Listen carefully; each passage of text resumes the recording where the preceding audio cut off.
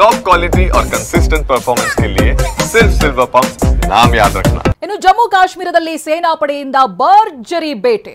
ನೆಲದಲ್ಲಿ ಹುದುಗಿಸಿಟ್ಟಿದ್ದಂತ 5 ಐಇಡಿಯನ್ನ ವಶಕ್ಕೆ ಪಡೆದಿದೆ ಸೇನೆ. 3 ಐಇಡಿ ಟಿಫನ್ ಬಾಕ್ಸ್ ನಲ್ಲಿತ್ತು, 2 ಐಇಡಿ ಬಕೆಟ್ ನಲ್ಲಿ ಪತ್ತೆಯಾಗಿದೆ. ಪೂಂಚ್ ಜಿಲ್ಲೆಯಲ್ಲಿ ಸೇನಾಪಡೆ ಮೆಗಾ ಕಾರ್ಯಾಚರಣೆ ನಡೆಸಿದೆ. ಪೂಂಚ್ ಜಿಲ್ಲೆಯ ಸುರಾನ್ ಕೋಟ್ನಲ್ಲಿ ಆಪರೇಷನ್ ನಡೆದಿದೆ. ಭರ್ಜರಿ ಬೇಟೆಯನ್ನೇ ಆಡಿದೆ ಸೇನಾಪಡೆ. ನೆಲದಲ್ಲಿ ಹುದುಗಿಸಿಟ್ಟಿದ್ದಂತ 5 ಐಇಡಿಯನ್ನ ಸೇನೆ ವಶಕ್ಕೆ ಪಡೆದುಕೊಂಡಿದೆ.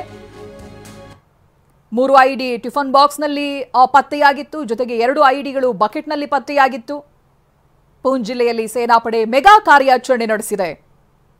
ಅನುಮಾನ ಇರುವಂತಹ ಸ್ಥಳಗಳಲ್ಲಿ ಕಾರ್ಯಾಚರಣೆ ನಡೆಸಿದ್ದಾರೆ. ಅಲ್ಲಿ ಐಇಡಿ ಕೂಡ ಪತ್ತೆಯಾಗಿದೆ.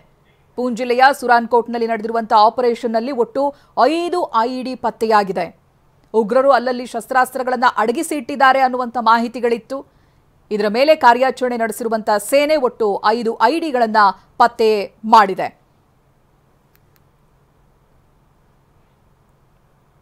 ಇನ್ನು ಪಾಕಿಸ್ತಾನದ ವಿರುದ್ಧ ಜಲಾಸ್ತ್ರವನ್ನ ಪ್ರಯೋಗಿಸಿದೆ ಭಾರತ. ಪಾಕಿಸ್ತಾನಕ್ಕೆ ಚನಾಬ್ ಹಾಗೆ ಝೇಲಂ ನದಿ ನೀರನ್ನ ಬಂದ್ ಮಾಡಿದೆ. ಬಾಗ್ಲಿಹಾರ್ ಜಲಾಶಯದಿಂದ ಪಾಕ್ಗೆ ನೀರು ಹರಿತಾ ಇತ್ತು, ಅದೀಗ ಬಂದ್ ಆಗಿದೆ. ಚನಾಬ್ ನದಿಯ ಬಾಗ್ಲಿಹಾರ್ ಡ್ಯಾಮ್ ಗೇಟ್ ಅನ್ನ ಕ್ಲೋಸ್ ಮಾಡಲಾಗಿದೆ. ಜಮ್ಮುವಿನ ರಾಂಬನ್ ನಲ್ಲಿರುವಂತಹ ಬಾಗ್ಲಿಹಾರ್ ಜಲಾಶಯ ಇದು. ಕಿಶನ್ ಗಂಗಾ ಡ್ಯಾಮ್ನಿಂದಲೂ ಕೂಡ ಝೇಲಂ ನೀರಿಗೂ ಕೂಡ ಇದೀಗ ತಡೆಯನ್ನ ಒಡ್ಡಲಾಗಿದೆ. ನೀರಿಲ್ಲದೆ ಬತ್ತಿ ಹೋಗಿದೆ ರಣಹೇಡಿ ಪಾಕ್ ನೆಲ.